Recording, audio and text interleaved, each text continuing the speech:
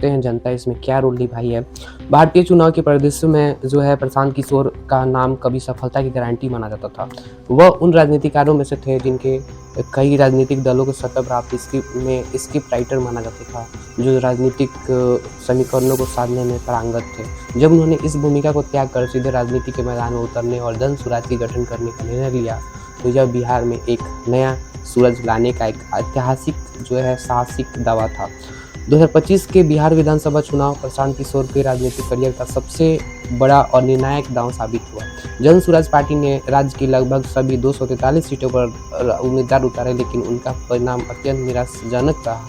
Party एक भी vote जीतने में जो है विफल रही। यह पराजय केवल एक चुनावी हार नहीं, बल्कि उन लाखों लोगों के प्रति टीके का विश्वास का भंग होना था, जिनके लिए उन्होंने अपने करियर, स्वास्थ्य, भौतिक आराम का भी त्याग कर दिया था।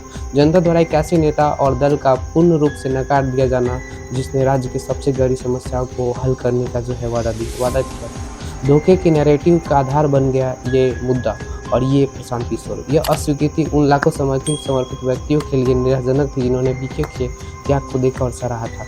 यह विफलता उन बात का प्रमाण है कि मतदाताओं ने विकास और सुशासन के आदर्शवादी वादों की तुलना में जातिगत निष्ठा, मुफ्त राशन, पारंपरिक नेतृत्व द्वारा प्रदान की जाने वाली राजनीतिक सुरक्षा और अधिक महत्व दिया। पीके ने एक ऐसी राजनीतिक संस्कृति को जोड़ने की कोशिश की जो वर्षों से जड़ जमा चुकी थी। मतदाताओं ने उनके इस प्रयास की कीमत नहीं समझी और इस विजन को अस्वीकार कर दिया। प्रशांत किशोर की राजनीतिक यात्रा सत्ता की लालसा से प्रेरित नहीं थी, बल्कि एक गहन व्यक्तिगत त्याग और शारीरिक समर्पण से शुरू हुई थी। उनकी जन स्वराज पद यात्रा बिहार की जमीनी सच्चाइयों को समझने और राजनीतिक परिवर्तन की धीमी गांधीवादी प्रक्रिया को अपनाने का एक अनूठा संकल्प था।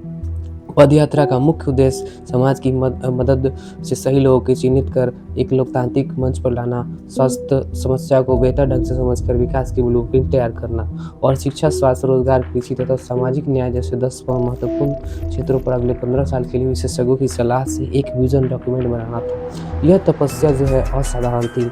यह पदयात्रा कुल 665 दिनों तक चली, जिसमें बिहार के व्यापक भूगोल को कवर किया।